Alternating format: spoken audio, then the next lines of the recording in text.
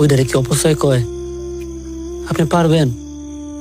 আমার ভালোবাসাটা এভাবে ফিরে দিতে পারবেন আপনি? ও বাজান, এতগুলো ফল তো আমি একা খাওয়া শেষ করতে পারবো না।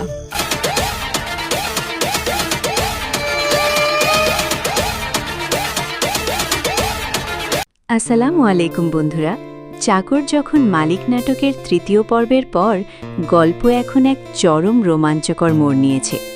ছদ্মবেশী দুর্জয়ের ফাঁদে পা দিয়ে আসলাম শিকদার তার সব সম্পত্তি ও ৫০ কোটি টাকা তুলে দিয়েছে, আর বদলা হিসেবে পেয়েছে ৫০০ কোটি টাকার স্বপ্ন ও একটি টাড়ি। অন্যদিকে দুর্জয় যেভাবে ঘরের সেই অসুস্থ মায়ের যত্ন নিচ্ছিল তা দর্শকদের হৃদয় ছুঁয়ে গেছে। আগামী চতুর্থ পর্বের কিছু গুরুত্বপূর্ণ আপডেট ও সম্ভাব্য টুইস্ট নিয়ে আজকের ভিডিও। বন্ধুরা, চতুর্থ পর্বে দেখতে পাব গল্পের মোড় পুরোপুরি ঘুরে যাবে। ৫০০ কোটি টাকা হাতে পেয়ে আসলাম শিকদার ও তার মেয়ে সাফা যখন আনন্দে আত্মহারা হয়ে শহরে কোটিপতিদের সমাজে ওঠার প্রস্তুতি নেবে, ঠিক তখনই দুর্জয় দেবে তার আসল আঘাত।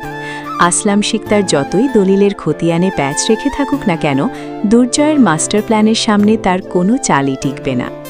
গল্পের আসল ধামাকা শুরু হবে যখন ব্যাংক আলিমা বেগমের বসতবাড়ি ক্রোক করতে আসবে এবং সেখানে দুর্জয় চৌধুরীর নাম সামনে আসবে।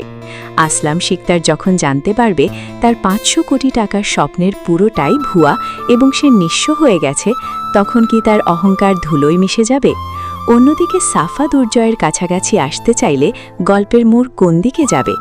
আর দুর্জয় কি পারবে তার মায়ের উপর হওয়া অন্যায়ের বিচার করে শিকদার পরিবারকে রাস্তায় নামাতে?